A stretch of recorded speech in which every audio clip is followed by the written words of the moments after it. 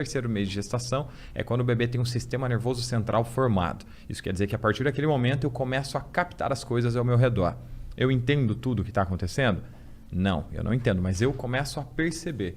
Tanto que em fases mais avançadas da gestação, quando a mãe conversa com o bebê, de um jeitinho ou de outro ele responde. Dá um chutinho, se movimenta, fica mais agitado. A partir daquele momento ele começa a receber informações.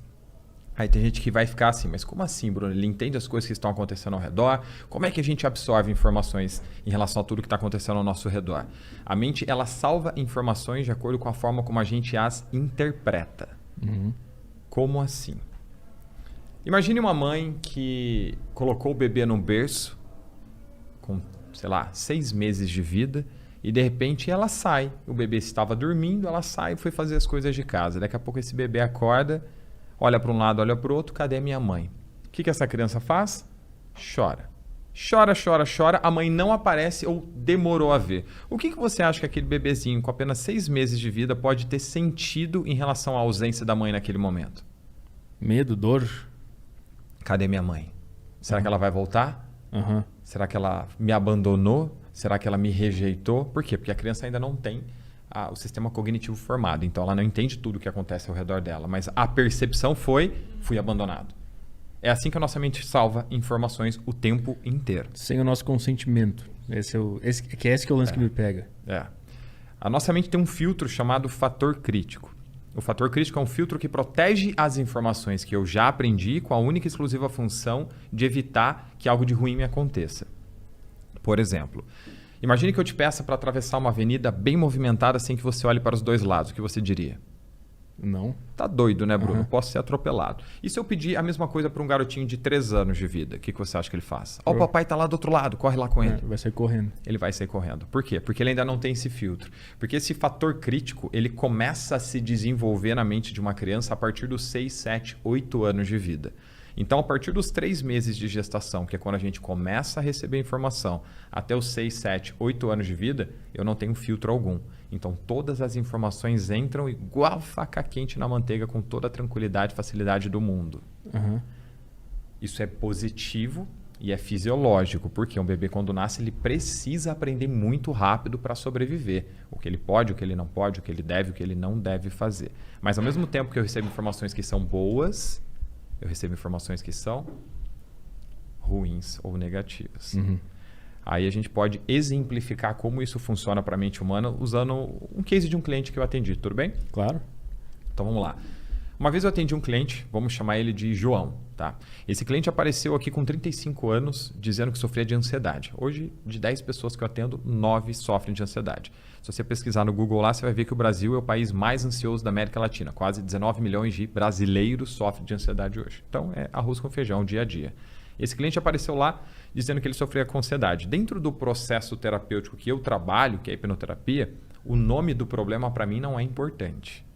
Por quê? Porque o nome é apenas um rótulo que deram para um grupo gigante de sintomas. Se você pesquisar sintomas da ansiedade, tem uma lista com mais de 100 sintomas. Eu preciso ter 100 sintomas para receber um diagnóstico de ansiedade?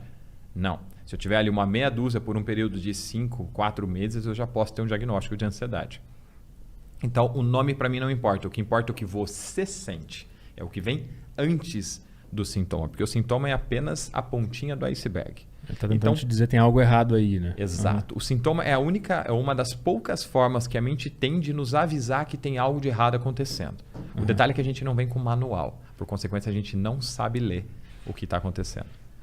Vamos lá, contar a historinha do João. O João apareceu com 35 anos e ele dizia que a ansiedade gerava baixa autoestima, insegurança, procrastinação, medo, insônia, compulsão alimentar, que fazia com que ele se prejudicasse dentro do trabalho, nos relacionamentos, ou seja, era uma bola de neve na vida do João.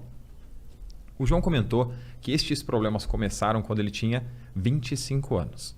Aos 30 anos, desculpa. Quando o João tinha 30 anos. Aos 30 anos, o João foi casado, ele foi traído, descobriu, perdoou, não contente, ele tomou um pé na bunda e ela ficou com o amante. A partir daquele momento, o João começou a ter crises de ansiedade.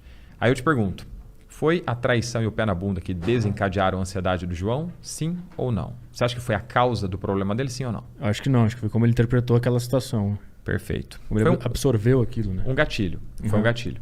Dentro do processo terapêutico, o João trouxe várias informações muito legais, muito importantes. Quando o João tinha 25 anos, o João foi noivo. E um dia, sem mais nem menos, a noiva dele terminou com ele. Dias depois, ele descobriu que ela estava com outro. Quando o João tinha 15 anos, ele namorou uma mocinha e um dia, numa festa, ela foi ao banheiro e demorou para voltar. O João foi procurá-la, procurou. De repente, ele encontra a namoradinha no fundo da festa, no escurinho, dando os beijinhos em outro. Quando o João tinha 7 anos, ele gostava de uma menininha na escola. E um dia ele decidiu dizer para ela isso. Quando o João se declarou, ela disse que gostava do melhor amigo dele. Quando o João tinha 3 anos de vida, o João estava no colo da mãe, dormiu, a mãe botou ele no carrinho de bebê e saiu. O João acordou, procurou a mãe, não viu, chorou, a mãe não apareceu ou demorou a vir. Quando o João tinha 6 meses de vida, estava no colo da mãe, mais uma vez dormiu, a mãe colocou ele no berço, saiu, o João acordou, procurou a mãe, não viu, chorou, a mãe não apareceu ou demorou a vir. Todas essas informações o João me trouxe dentro do processo terapêutico. Aí o que começa a ficar interessante? Aos 6 meses de vida foi a primeira vez que o João teve acesso a uma emoção negativa associada a abandono e rejeição. Aí tem gente que vai dizer, Bruno, mas ele não foi abandonado. Ele não foi. Mas ele era um bebê de 6 meses. Ele sabia disso? Quando ele acordou sem a mãe no berço? Sabia sim ou não? Não, sabia. Não sabia. Bruno, mas a mãe dele apareceu depois, pegou ele no colo, deu amor, deu carinho, fez o Joãozinho parar de chorar. Sim, mas o João já sentiu. A partir do momento que eu tenho acesso a uma emoção pela primeira vez, eu nunca mais preciso vivenciá-la de novo para saber como é, porque a minha mente salva. Tanto que se eu te perguntar, você precisa ficar triste para saber como é estar triste? Não. Precisa ficar feliz, com raiva ou qualquer outra emoção? Não, porque você teve uma primeira vez que você teve acesso àquela emoção, a tua mente salva. Então você não precisa mais reproduzir. Como é que funciona o processo do João em relação à ansiedade? Vamos contar a história do João de uma forma um pouquinho diferente, tá? Vamos lá. O João, aos 25 anos, teve aquela situação do noivado dele, no qual ele se sentiu abandonado e rejeitado. Vamos começar dos 6 meses de vida. Aos 6 meses de vida, o João teve acesso a uma emoção de abandono e rejeição. Aquela informação entra e fica salva na mente dele. Aos 3 anos de vida, mais uma vez, ele reforça aquela emoção. Aquela informação entra, mais uma vez fica salva. Aos 7 anos de vida, antes, muitas mães vão ficar preocupadas, né? Mas espera aí, então quer dizer que eu não posso deixar o meu filho 1 minuto sozinho no berço, que eu posso fazer com que ele se sinta abandonado e isso gere um problema para a vida dele? Não. Todas as emoções que hoje a gente conhece, em algum momento da vida a gente teve acesso a elas e a gente sentiu. Tem uma primeira vez que a gente se sentiu abandonado, rejeitado, bravo, triste, feliz, etc. na infância. Então não gera um problema, é apenas uma emoção aprendida. Aos 6 meses o João teve acesso a essa emoção, aos 3 anos ele reforçou, aos 7 anos mais uma vez ele tem acesso àquela emoção pela menininha da escola que ele gostava. Porém, aos 7 anos é quando o João começa a ter aquele filtro chamado fator crítico, que protege as informações que eu já conheço. O fator crítico, fazendo uma analogia, é como se fosse o porteiro da mente. Ele que define quem vai ficar do lado de fora e quem vai entrar de acordo com aquilo que eu já conheço. Ele sabe quem mora e quem não mora ali. Exato. Quando aquela informação chega no fator crítico, ele já está trabalhando. Só um minutinho, peraí. Abandono e rejeição, deixa eu ver se eu te conheço. Confere do lado de dentro. Já não tinha tido acesso 2 vezes? Conheço, abandono e rejeição, pode entrar. Seja bem-vindo, a informação é aceita. 15 anos de vida, abandono e rejeição, conheço, entra. 25, opa, entra. 30, entra. Aos 30 anos, imagina um copo. O do João estava cheio até a tampa. Quando ele teve aquela traição e aquele abandono no casamento aos 30 anos, o copo dele transbordou. Quando transbordou, foi a famosa gota d'água, surgindo um sintoma. Como é que funciona? É como se a mente do João dissesse, João, chega, cara. Você já foi muito abandonado, já foi muito rejeitado. A partir de agora eu vou cuidar de você. A partir de agora eu vou assumir o controle da sua vida. Prazer? Ansiedade, depressão, pânico, fobia, compulsão, qualquer que seja o nome do problema, sintoma ou comportamento sabotador. É a mente tentando mudar aquilo, é isso? A mente, após a repetição, cara, tem que gesticular, né? Se me segura, parece que eu não consigo falar. Não, vai. Após... Pode ir. Não tem problema. Após a criação de um padrão. O João teve acesso e reproduziu este padrão várias vezes. A mente humana ela é ociosa. A partir do momento que ela cria um padrão, que a gente chama de caminho neural, ela tende a continuar repetindo aquele padrão. Para economizar energia. Justamente para economizar energia.